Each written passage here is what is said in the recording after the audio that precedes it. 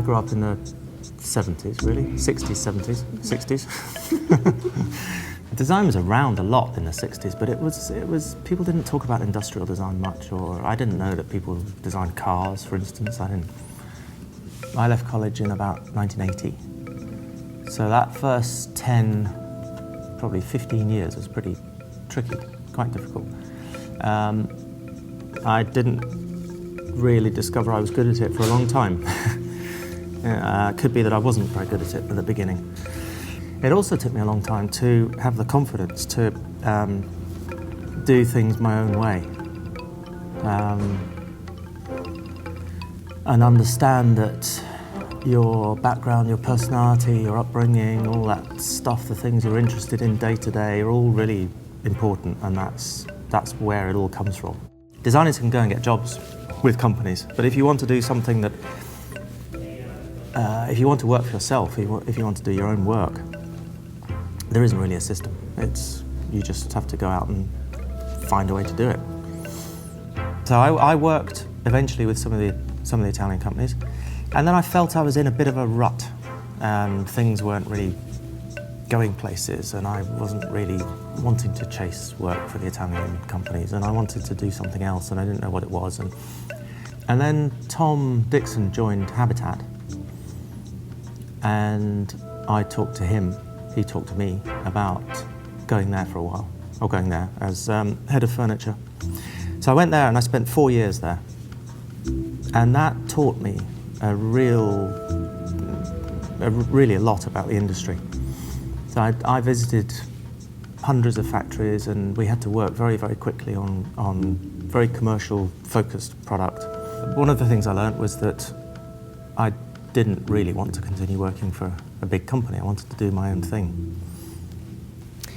This is the Cross table, which is the first product we designed for Case.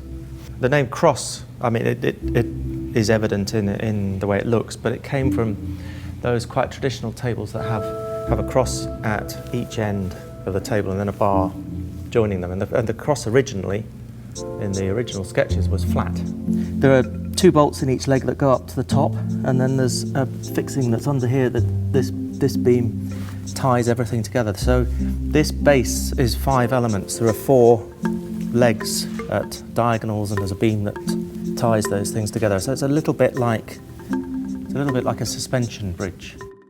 This top has a reciprocal cable mechanism for opening and closing it, so that you just pull one side and it opens and it glides very nicely.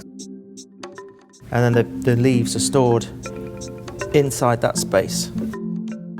This is the profile chair, which was intended to sit with the Cross table. It's almost standard chair production, but this one has the back leg is protruding from the side rail, so it's fixed to one place, which is that back rail there.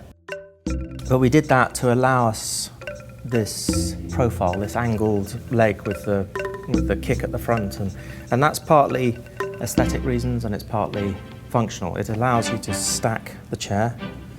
It has a kind of similar feel to the Cross table, although it isn't exactly the same, and it means that the back rest is at a very good angle for your back.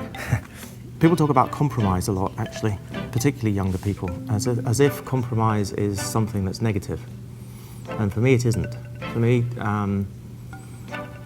working with a factory and working with the restrictions of a factory is a positive thing, and it changes what I've designed into something that's real and makeable and can go out into stores and out into people's homes.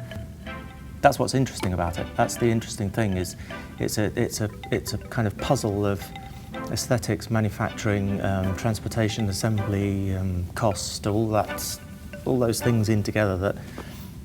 And without those puzzles, really, it's it's a little less interesting. That's the stuff that we work on.